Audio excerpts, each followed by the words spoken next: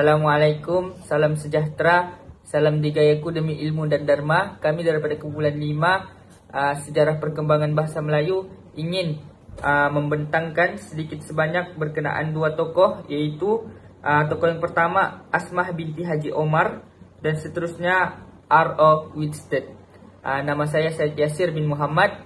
Seterusnya beberapa orang ahli pasukan ahli kumpulan saya, Saudari Maisara, Saudari Trisilia, Saudari Wiziana, dan saya sendirilah. Jadi tanpa membuang masa, kita terus kepada R.O. Winstead.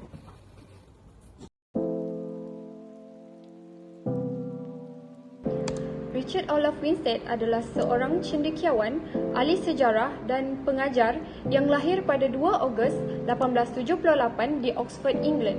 Beliau dikenali kerana sumbangannya dalam bidang sejarah Asia Tenggara dan pengajarannya di Singapura. Winstead menghabiskan sebahagian besar kejayanya sebagai seorang orientalis Inggeris di tanah Melayu dan berusaha untuk memahami budaya dan bahasa Melayu. Hal ini dapat dibuktikan dengan penulisan buku dan artikel berkaitan dengan sejarah dan kebudayaan Melayu yang merupakan hasil penulisan beliau. Richard Olaf Winstead meninggalkan kesan yang besar dalam pengajian Melayu dan peradaban Asia Tenggara melalui penyelidikan dan pendidikannya yang berharga. Beliau mendapat pendidikan di Maclaren College School and New College, Oxford dan memperoleh Master of Arts dan menerima Doctor of Letters pada tahun 1920. Pada tahun 1902, beliau datang ke Tanah Melayu untuk menjadi pegawai Perkhidmatan Awam Persekutuan Tanah Melayu di Perak. Kemudian, beliau dilantik menjadi pegawai daerah Kuala Pilah pada tahun 1912 dan beliau mula menyertai pegawai Jabatan Pendidikan pada tahun 1916. Selain itu, beliau telah dilantik sebagai Presiden pertama di Raffles College Singapura pada tahun 1921 hingga 1931. Di samping itu, beliau bertugas sebagai Setiausaha Pesuruhjaya Tinggi Negeri-Negeri Melayu Bersekutu pada tahun 1923. Pada tahun 1924 hingga 1931, beliau ditugaskan menjadi anggota Majlis Perendangan Negeri-Negeri Selat dan anggota FMS Federal Council pada tahun 1927 hingga 1931. Pada tahun yang sama, iaitu tahun 1931, beliau telah dilantik sebagai Penasihat Umum Negeri Johor oleh Sultan Johor dan kemudian beliau bersara dari Perkhidmatan Kerajaan sebagai pegawai Inggeris di Tanah Melayu pada tahun 1935 dan mengambil keputusan untuk pulang ke London. Di London, beliau berkhidmat sebagai pensyarah pengajian Melayu di salah satu universiti di London, iaitu School of Oriental and African Studies dan menjadi ahli badan penyelia di institusi tersebut. Beliau dilantik sebagai reader dan akhirnya sebagai ahli kehormatan dalam bidang Melayu di School of Oriental and African Studies. Pada tahun 1946, beliau bersara dari Perkhidmatan Pendidikan dan beliau dikabarkan telah menghembuskan nafas terakhir pada usia beliau yang ke-88 tahun pada 2 Jun 1966 di London. Richard Olaf Winstead memainkan peranan penting dalam memartabatkan bahasa Melayu sebagai bahasa pengantar dan bahasa pendidikan di Tanah Melayu dan Singapura. Winstead mempromosikan penggunaan bahasa Melayu dalam pentadbiran, pendidikan dan menggalakkan pembinaan sumber bacaan dalam bahasa Melayu. Beliau juga terlibat dalam penyelidikan dan penulisan mengenai bahasa Melayu, sastra Melayu dan sejarah Melayu yang memberikan sumbangan yang berharga pada pengenalan dan pemartabatan bahasa dan budaya Melayu. Kesan daripada perkara ini telah menjadi asbab ribuan kanak-kanak Melayu telah didedahkan dengan pendidikan yang sewajarnya. Bukan itu sahaja, beliau juga memainkan peranan penting dalam menentukan hala tuju sistem pendidikan di Tanah Melayu dan Singapura mengikut acuan Inggeris. Hal ini dapat dibuktikan dengan cadangan beliau yang telah mencatat sejarah Sultan Idris Training College SITC agar sebuah maktab pusat ditubuhkan bagi melahirkan guru Melayu yang berpendidikan tinggi serta meluaskan skop pendidikan pada ketika itu.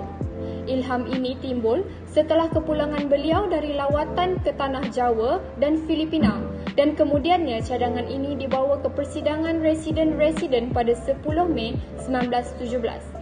Beliau juga turut menyarankan supaya tapak tempat maktab yang bakal didirikan ini mestilah mempunyai tanah yang subur bagi menampung keperluan kurikulum yang banyak berteraskan kepada kemahiran dalam bidang pertanian. Tempat yang dipilih juga seharusnya berdekatan dengan rangkaian kereta api, jalan raya dan berhampiran dengan sungai. Satu lagi aspek yang difikirkan ialah komposisi penduduknya haruslah sederhana ramai.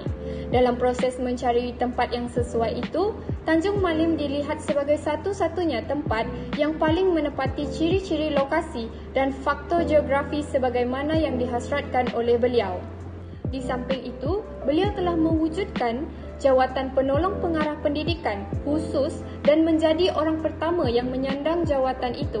Usahanya ini telah menunjukkan kesungguhan beliau dalam menangani isu pendidikan orang Melayu. Itu sahaja daripada saya. Terima kasih. Seterusnya, saya akan membentangkan mengenai pemikiran dan sumbangan R.O. Winstead. Dari aspek pemikiran, R.O. Winstead menggunakan pendekatan fungsionalisme apabila pihak penjajah British sedar bahawa Islam adalah sesuatu agama dan kepercayaan yang mempunyai kedudukan tertinggi dalam masyarakat Melayu, dan sebarang penghinaan terhadap agama Islam akan menyebabkan penentangan terhadap British. Aspek pemikiran yang kedua ialah R.O. Winstead menggunakan pendekatan pemikiran humanisme yang mengkaji dan menilai manusia dengan merangkumi tingkah laku serta pegangan agama dari sudut pandangan bebas. Seterusnya, bagi memenuhi kriteria penyelidikan yang kritis. Aspek pemikiran yang ketiga, tokoh ini menggunakan pendekatan pemikiran sejarahisme atau historisme yang mengutamakan sudut pandangan bebas untuk mengetahui sesuatu sejarah, dan melalui pandangan ini, sejarah dapat dipahami melalui peristiwa-peristiwa yang berlaku pada masa lalu. Kemudian, kita beralih pula kepada sumbangan Richard Olaf Winstead. Sumbangan tokoh Richard Olaf Winstead ini dalam bahasa Melayu ialah beliau mencadangkan penubuhan Sultan Idris Training College SITC dan berjaya ditubuhkan pada tahun 1922. Penubuhan ini adalah bertujuan untuk menentukan hala tuju sistem pendidikan dan melahirkan lebih ramai guru-guru Melayu yang berpendidikan tinggi. Dalam bidang bahasa pula, tokoh ini telah menghasilkan 2 buah kamus, yaitu A Practical Modern Malay English Dictionary 1952 dan An Unabridged English Dictionary 1958. Tokoh ini juga telah menyusun tata bahasa Melayu berdasarkan 2 buah buku, yaitu Sejarah Melayu dan Hikayat Abdullah. Berdasarkan 2 buah buku tersebut, beliau menghasilkan karya tata bahasa yang berjudul Malay Grammar dan seterusnya diterbitkan pada tahun 1914. Saya ingin menerangkan tentang Baidata Asma binti Haji Omar atau lebih dikenali sebagai Prof. Emeritus Datuk Dr. Hajah Asma binti Haji Omar. Beliau lahir di Citra Kedah pada 5 Mac 1940. Beliau berpendidikan awal dan menengahnya bermula di Kedah. Beliau meneruskan pengajiannya di Universiti Indonesia dan telah memperolehi sarjana muda dan sarjana sastera. Beliau telah melanjutkan pengajiannya sehingga mendapat ijazah kedoktoran dari University of London dalam bidang General Linguistics. Beliau juga merupakan pakar Nahu Bahasa Melayu dan tokoh terkenal dalam bidang perancangan bahasa. Beliau juga pernah menyandang jawatan Dekan Fakulti Bahasa dan Linguistik dan Timbalan Naib Kaunselor di Universiti Malaya. Pada tahun 2000, beliau telah dianugerahkan gelaran Doktor Perseratan iaitu D.Lic daripada Universiti Malaya kerana sumbangan beliau yang begitu besar dalam bidang kesarjanaan ilmu linguistik di Malaysia. Profesor Emeritus Datuk Dr. Hajah Asma binti Haji Omar adalah wanita Melayu pertama yang mendapat ijazah PhD. Beliau banyak menjalankan ilmu mengenai bahasa pribumi di Sabah dan Sarawak. Prof. Emeritus Datuk Dr. Hajah Asma binti Haji Omar sepanjang kejayaannya telah menjawat pelbagai jawatan penting, antaranya penolong pensyarah di Jabatan Pengajian Melayu UM pada tahun 1963, pensyarah di Jabatan Pengajian Melayu UM pada tahun 1966, pengarah Pusat Bahasa UM Profesor Madya UM 1972, Pensyarah jemputan Institute of Linguistics University of Hawaii pada Julai 1977 dan Profesor Pelawat University of Qatar pada Mac 1979 sehingga April 1979. Seterusnya saya ingin menerangkan tentang peranan Prof. Emeritus Datuk Dr. Hajah Asmah binti Haji Omar. Beliau telah menulis buku-buku dalam bidang tata bahasa yang dijadikan sebagai rujukan orang ramai pada masa kini. Antara buku yang dikeluarkan ialah Nahwu Melayu Mutakhir pada tahun 1980, Morfologi Sintaksis Bahasa Melayu, Malaya dan Bahasa Indonesia pada tahun 1968. Selain itu, beliau juga turut menerbitkan buku tentang perkembangan sejarah dan genealogi bahasa Melayu sebagai bahasa tertua. Baiklah, saya akan menerangkan tentang pemikiran Profesor Emeritus Dr. Hajah Asmah Haji Omar. Disebabkan beliau merupakan tokoh yang terkenal dalam bidang bahasa, pemikirannya mencakupi banyak aspek, antaranya tentang bahasa dan alam Melayu, tentang nahwu dan tata bahasa, penggunaan bahasa mengikut situasi, dan berkaitan dengan temuduga dan wawancara. Pemikiran beliau tentang asal-usul bahasa Melayu ialah bahasa Melayu merupakan bahasa rumpun Austronesia yang terbahagi kepada 4 keluarga iaitu Indonesia, Melanesia, Mikronesia dan Polinesia. Beliau juga turut menyatakan teori pergerakan bahasa Austronesia dengan mengambil beberapa teori sarjana dunia iaitu teori Ken berdasarkan bukti linguistik dan bukti bahasa. Pemikiran beliau tentang nahwu dan tata bahasa pula ialah beliau dapat mengesan beberapa prinsip fonologi yang melandasi analisis Zakba tentang sistem ejaan bahasa Melayu. Yang pertama, keutamaan ucapan di atas tulisan. Yang kedua, huruf sebagai lambing bunyi. Dan yang terakhir adalah hubungan antara mekanisme bahasa. Seterusnya, berkaitan dengan pemikiran beliau tentang penggunaan bahasa mengikut situasi. Pada tahun 2002, Asmah Haji Omar menyatakan pengertian setiap bahasa Melayu ialah merujuk kepada pengertian yang mematuhi pedoman-pedoman politik, sosial dan atau budaya dalam penggunaan bahasa mengikut situasi.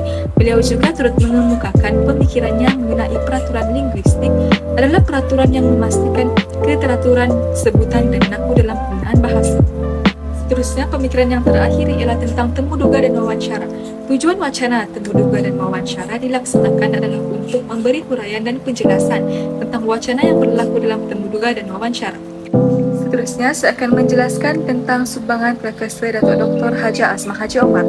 Antara sumbangan beliau ialah pernah menulis buku tata bahasa dan aspek lain dalam bahasa Melayu. Seterusnya, beliau juga pernah membuat penyelidikan dalam bidang bahasa dan bidang kesarjanaan ilmu linguistik di Malaysia. Selain itu, beliau pernah mengetuai pasukan penyelidikan untuk 2 siri rancangan jejak bahasa, penerbitan televisyen bersama antara Dewan Bahasa dan Pustaka. Dan antara judul buku yang ditulis oleh beliau ialah Nahwu Melayu Terakhir, Susur Galur Bahasa Melayu, Kepelbagaian Fonologi Dialek-Dialek Melayu, dan Bahasa Melayu di Samudra Benih Yang Baik Menjadi Pulau. Selain daripada kerjanya sebagai ahli akademik, beliau juga terkenal sebagai penulis prolifik dalam bidang tata bahasa Melayu dan perancangan bahasa Melayu. Penyelidikan utamanya termasuklah huraian bahasa-bahasa aslian, khususnya bahasa Kentatbong dan bahasa Mahmeri, sosiolinguistik, etnolinguistik dan linguistik sejarah dunia Melayu. Bagaimanapun, bidang penyelidikannya tidak terhad kepada Semenanjung Malaysia. Beliau juga menjalankan banyak penyelidikan tentang bahasa-bahasa orang asli di Sabah dan Sarawak. Beliau telah menerbitkan banyak makalah tentang bahasa-bahasa tersebut. Tetapi 2 pencapaian yang utama ialah Bahasa Iban Sarawak, Huraian Kenahuan dan Orang Melayu Malaysia dan bahasa-bahasanya. Baiklah, untuk kesimpulan yang pertama adalah anak muda perlu lebih berfikiran terbuka dalam mengembangkan bahasa Melayu.